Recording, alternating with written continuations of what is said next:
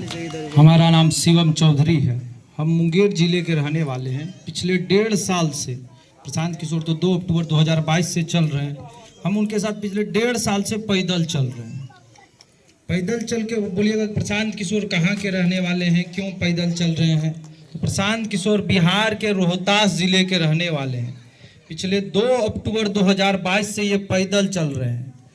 पैदल चल के ये देख रहे हैं कि बिहार में कितनी गरीबी है, लोग किस दुर्दशा में रह रहे हैं, यहाँ के लोगों को यहीं पे कैसे रोजी रोजगार मिले, वृद्धा पेंशन कैसे बढ़े, शिक्षा कैसे मिले, बेहतर शिक्षा। इसलिए पैदल चल रहे हैं। लोगों को बता रहे हैं कि आप इस गरीबी से कैसे निकल सकते हैं, कैसे यहाँ पे खाने वाला खेती को कमाने वाला खेती बना सकते हैं।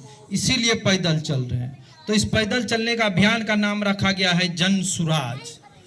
पिछले ये 2 साल से पद यात्रा चल रही है। तो अभी कुछ दिन पहले ये आचार संहिता में यात्रा रुक गई, क्योंकि ये राजनीतिक चीज़ है तो यात्रा रुकेगी ही रुकेगी।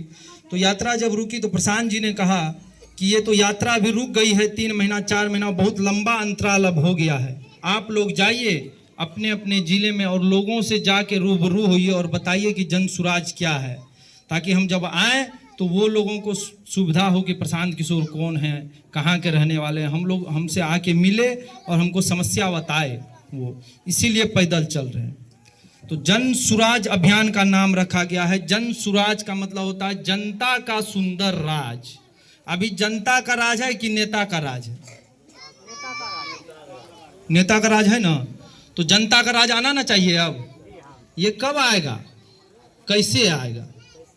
जैसे नेता का राज आया उसी तरह जनता का राज भी आएगा। आप लोग ही लाइएगा जनता का राज। आप अपने से एक बात बताइए हमको, आप अगर खाना बनाने जानते हैं, 10 लोगों को खिलाने जानते हैं, तो अपना भी खाने जानते हैं ना।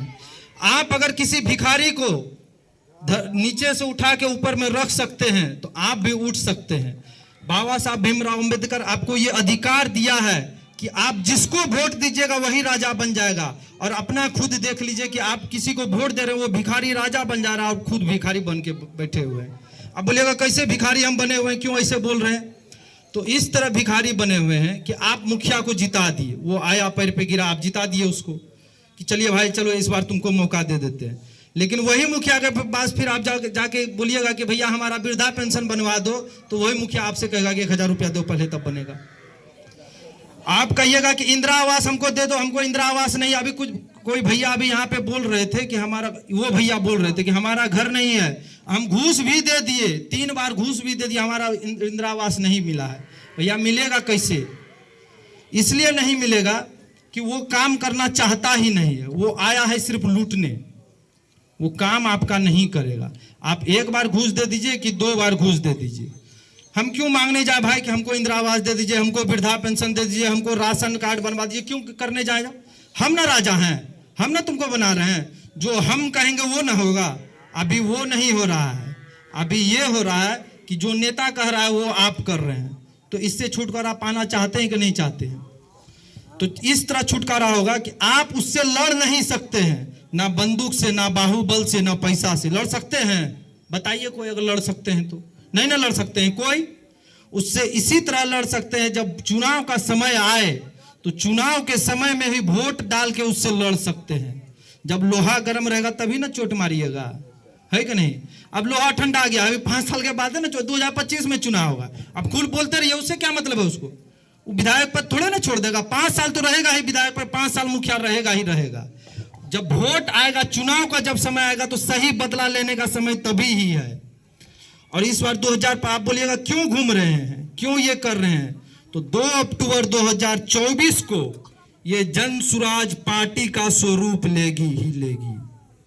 और जब ये पार्टी बनेगी तो 243 सीट पे बिहार विधानसभा चुनाव 2025 में लड़ा जाएगा।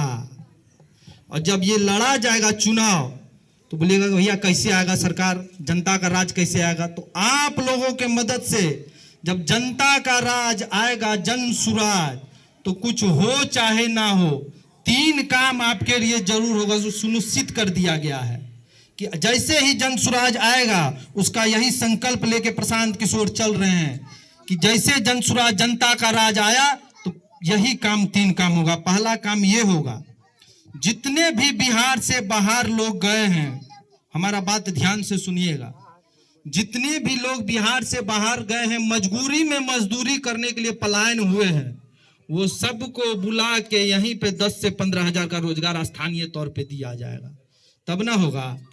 दूसरा ये है शिक्षा। अब जब शिक्षा का बात आता है तो आपके समय में शिक्षा होगा एक ही तरह का, आप शिक्षा देखते होंगे, सरकारी स्कूल में जाते होंगे, पढ़ लिख के आते होंगे, जो पढ़ते होंगे अच्छा ही पढ़ते होंगे, बेहतर ही पढ़ते होंगे। जब हमारा और हम ये लोगों का समय आया तो दो प्रकार का शिक्षा हो गया, अमीरी और गरीबी। अमीर लोग है तो वो प्राइवेट स्कूल में पढ़ाएगा, अपना पैसा है उसके पास, भाई पढ़ाएगा ही पढ़ाएगा। और जो गरीब है उसका बच्चा सरकारी स्कूल में पढ़ने जाएगा। सरकारी स्कूल में पढ़ने का मतलब, हमारे बात को समझ लीजिएगा, कि वहां से किताब कॉपी हटा लिया गया है और आपको प्लेट थमा दिया गया कि खिचड़ी खाइए, चावल दाल खाइए और घरे जाइए। 16-17 साल आपका हो गया उम्र, भैया आपका बेटा का उम्र 16-17 साल हो गया, अब तंग आके आप पढ़ाइएगा नहीं, पैसा आपके पास है नहीं, आप क्या कीजिएगा, मजदूरी करने बिहार से बाहर भेजिएगा ही भेजिएगा, भेजिएगा ना। यहाँ तो है नहीं, यहाँ पे क्या करेगा भाई, किसी का मजदूरी करेगा, कोई घर बनाएगा तब ना मजदूरी करेगा, वो भी पैसा नहीं है लोगों के पास, मजदूरी करेगा ही करेगा, बाहर जाएगा उसके लिए। तीसरा ये है कि वृद्धा पेंशन, आप बिहार छोड़ के जिस किसी भी राज्य में जाइए तो वहां पे वृद्धा पेंशन 400 नहीं है, किसी के यहाँ 2000 है, किसी के यहाँ 1500 है, किसी के यहाँ 1000 है। अभी हेमंत बाबू तुरंत शपथ लिए हैं, झारखंड में लिए हैं ना, कैबिनेट में उनका बात चल रहा है कि अब 1400 रुपया वृद्धा पेंशन दिया जाए। यहाँ नीतीश कुमार 400 में बोला है कि 400 रुपया हम दे रहे हैं, हम आप पे बहुत मेहरबानी कर रहे हैं। और वो भी 400 रुपया हम आलम आपको सुना रहे हैं, अभी हमको राघवपुर में सुनाई दे रहा था, बोल रहे थे कुछ लोग, दादी लोग बोल रही थी कि बेटा जो 400 रुपया हमको वृद्धा पेंशन मिल रहा है वो 4 महीना में मिलता है, एक किस्त आया, 2 किस्त आया, उसके बाद खाते बंद हो गया। ऐसा हो रहा है, हो रहा है ना ऐसा, तो ऐसा ही कहानी हो रहा है। और मुखिया के पास जब जाते हैं मांगने के लिए कि हमारा वृद्धा पेंशन फिर से रेन्यूअल करवा दो, वो हमको डांट के भगा देता है।